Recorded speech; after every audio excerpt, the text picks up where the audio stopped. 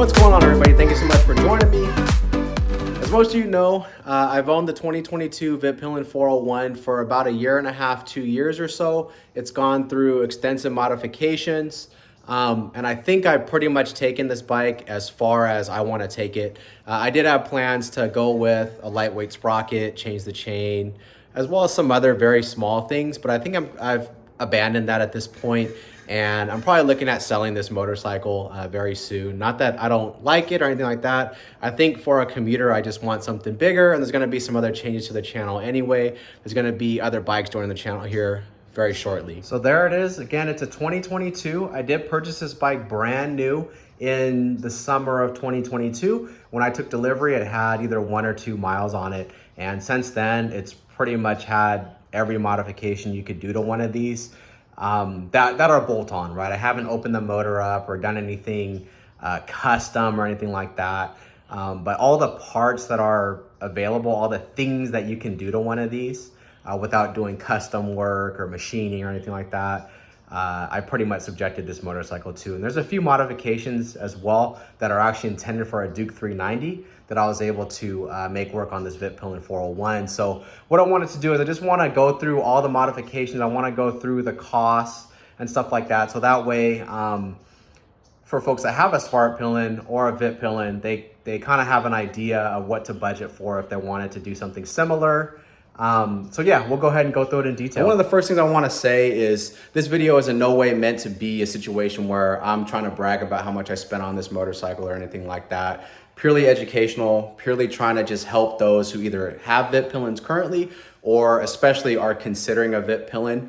I know when I go to purchase a motorcycle, I always consider how much the modifications cost and factor that into my decision to purchase that bike. So anyways, guys, let's go ahead and get into it. I'll go over all the modifications and their costs, and we'll kind of take it from there. This is a US spec Vitpilen 401. So first thing most of you will probably notice is these turn indicators are different. On the US spec Vitpilen 401s, they actually have halogen indicators, and that's due to our DOT regulations. But what I've done is I put the European spec, or basically rest of the world spec, turn signals both front and rear. These were $97 for the front and rear sets. However, the shipping was $43, but they are OEM parts. The master cylinder cover, this is an OEM Husqvarna part. This was $26. Domino Grips, these are $25. Obviously, these need to be changed. They're looking a little bit ratty, but $25 for those.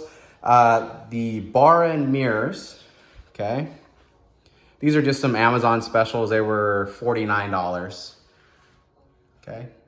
Also went with the OEM or OEM Plus Husqvarna levers. So this is the clutch lever. I paid $124 for this. Brake lever, $124. Again, you can see that they're, for those of you that are familiar with these bikes, as well as Duke 390s, you'll see that these are much, much nicer than what was original equipment on these. However, and I mentioned this in another video, I do notice on my clutch lever, you can see that anodizing is quite different. So they do not match, and they're also very loose. They're not as loose as the OEM ones, but I've never been particularly happy with that. The brake lever, you can see the anodizing matches 100%. It's not near as loose, but a little bit. But yeah, that anodizing matches, and the clutch does not. And from what I've seen another set of these in person, and it was the same as well. The clutch lever did not match for whatever reason, but 124, 124. Moving on to the performance modifications. This bike has a Coober header with decat. So it's a pretty cool design. It's a 1, down into 2, back into 1, and it does decat the motorcycle. This was a $360 part. I have a DNA airbox lid, which was $70, and to go along with that decat, I bought a Fuel X Lite. That was $169. Those do come from India. As far as performance goes, I certainly felt a big difference going with the Coober decat header and the Fuel X Lite. It was a big difference. It also rode much better, and I'm guessing most of that was due to the Fuel X Lite, but it's kind of low speed manners, partial throttle manners, much, much better than stock. And next, you guys will probably notice the OEM Husqvarna Ergo seat. You can see here, Vitpilen, it's got the yellow stripe there. It kind of has this fake Alcantara suede stuff on it as well. Nice piece, $150 for that. It's typical Husqvarna quality. It's decent, but not the absolute greatest. You also notice the Tyga rear sets. These are actually for a Duke 390 and require some slight modification to make them fit. But these were $375. I got these from Formula 390, but you can see really nice quality. They do feel a lot more precise than the factory sets. They're also lighter as well. And then of course the aesthetic is much better. I think for me, it really changed the whole bike having those rear sets, but a little bit pricey at $375. Moving over to the left side of the bike, of course, we see the Tyga rear sets again. Not a cheap modification, but I feel it was very worth it. It's just a lot more precise and looks way better. Also, you have those adjustments for those who want to move their foot peg position to something a little bit more comfortable or more aggressive, whatever you want to do, but we do see those here. You'll notice out back, got the Projekt Racing plate mount. Very, very nice piece. This is $150. Initially, I was a little bit concerned about the actual plate bracket, the thing that you secure your license plate to, because it's a 3D printed part. And if you look here at how it's attached, I wasn't sure if that was gonna be very durable or strong, but I've had absolutely zero issues with it. It's held up great, no complaints. It's to me, it is the nicest tail tidy available for these bikes. Tyga chain guard, this was $90. You'll see mine unfortunately has some cracks in it. I think that's from the chain hitting it. I try to stay on top of this chain tension, but for those of you who have 390s or Vitpilens or Sprocket, you know that the factory chain is just not very good and constantly needs adjustment. But fortunately, that's what happened to my carbon piece. And just a note there, for this chain guard, I actually did have to cut it a little bit to fit the Projekt Racing license plate bracket. It wasn't much, but you could see, cut it nice and straight, nice smooth cut, no jagged edges or anything like that. It's got a carbon rear hugger. This was $86 overall, pretty decent piece. Carbon sprocket cover, also $86. That all the Tyga stuff came from Formula 390. And under that carbon sprocket cover is a 16-tooth Formula 390 sprocket, and that was $80. And that 16-tooth Formula 390 sprocket, for me at least, is a must-do modification. It's one of the first things that I did to this Vitpilen. Going up one in that front sprocket, it just makes the gearing a little bit taller, a little bit more usable. It's still short enough to where you still got a lot of snap, you still have plenty of torque, but you're not running out of gear so quickly. And if you're on the freeway for any decent amount of time meaning 10 to 20 minutes or so, you're not tacking super high, right? Before the 16-tooth sprocket, when I was cruising on the freeway at 80, I mean, the RPMs were at 9,000, I think, or something like that, super high. With the 16-tooth sprocket, you take it down about 1,000 RPMs or so. Just makes it a little bit more livable, and you still have plenty of snap, plenty of torque down low. You don't lose that. It doesn't feel sluggish. And there you have it, folks, the final form of the 2022 Vitpilen 401. I've enjoyed this bike very much. I love that there's a decent aftermarket for it. I love that a lot of the Duke 390 parts work on it.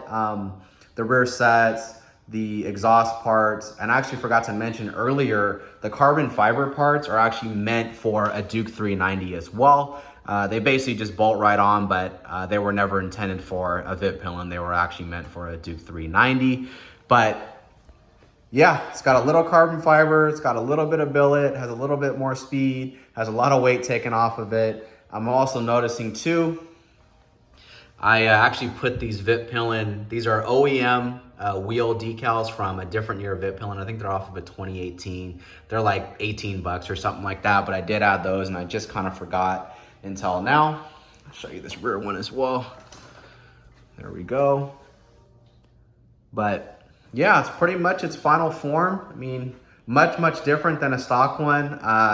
Stock, these bikes, you could certainly see the potential. They have a very unique shape to them. I love the how they did the tank covers and how the body is generally, how it has clip-ons, right? It's a naked bike with clip-ons, which We all know clip-ons always make a bike look cooler. But yeah, overall, love this bike, but I think this is its final form. It will not be receiving any more modifications beyond this. And so that brings us to the grand total. So what did I spend on this motorcycle? I spent just shy of $2,100 on this motorcycle. So all the modifications that I showed you, they add up to about a little under $2,100. I also bought a resonator delete, but it was just too loud. I wish I could have kept it on because it did save quite a bit of weight, but the bike was just, at least for me, was too loud with that resonator deleted. But yeah, about $2,100 in modifications to get it to where it needs to be.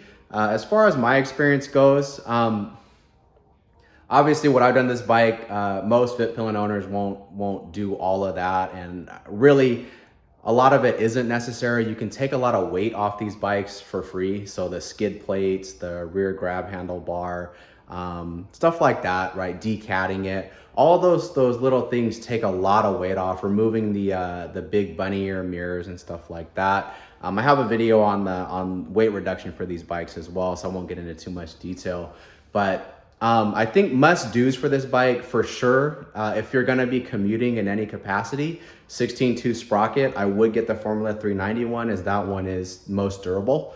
Decatting it with the Coober Header, Fuel X Lite, or some other type of fuel controller. They actually have a little bit more comprehensive version. They have like a Fuel X V4 or something like that. If you can pony up the money for that, I would certainly do that. But decatting it with that header and the Fuel X Lite definitely adds some power for sure. You will feel it and it will run better. So I would say that that is a required modification. But other than that, all the other stuff that I've done to this bike, pretty much cosmetic, right? You don't need to do the carbon fiber. You don't really need to do the rear sets. You don't really need to change to the Ergo seat. You don't really need to change the brake and clutch lever, right? It's not really necessary, but I would say the header, the Fuel X Lite, and the Sprocket are pretty much necessary for these bikes, along with taking off a lot of the unnecessary weight. If you have a Vitpilen, it's gonna be a little bit different because you're probably doing some light off-road stuff and things like that, so you're probably gonna wanna keep some of those skid plates. But for us with Vitpilens who are just gonna be on the street all the time, we're always gonna have street tires on it. No use having all that extra weight there. Lightening it up does help the performance quite a bit. And this is not the last time you'll be seeing this Vitpilen. I'm still going to do like a final review on it. I'll do some more exhaust videos. I'll do a video kind of highlighting the motorcycle again for like a for sale ad, for example. But this isn't the last you've seen of the Vitpilen. I'm hoping that at some point there will be, I know that the 2024 Vitpilens actually have a larger engine. They're 399cc as opposed to 373cc. But I still have hopes that at some point Husqvarna will come out with a Vitpilen that has a, you know, Duke 890 engine or something like that, right? That just is a little bit more lively, but has the same unique cafe racer aesthetic, has that same naked bike aesthetic, but also has clip-ons. You'll notice most naked bikes, if not all of them, even the hyper nakeds, they all have handlebars. I really like how this bike, how the 401s, the Vitpilens, are a naked bike, but they also have clip-ons. That really makes the aesthetic, to me, much better. You know, comfort and stuff like that, of course, is gonna be less, but I really like the aesthetic of clip-ons. But yeah, guys, thank you so much for joining me. Appreciate that so much. Please subscribe if you can. If you like what you see, I'd really, really appreciate that. But again, there will be more on this Vitpilen coming up. It's not the end of it yet. But thank you so much for joining me, guys. We'll see you next time.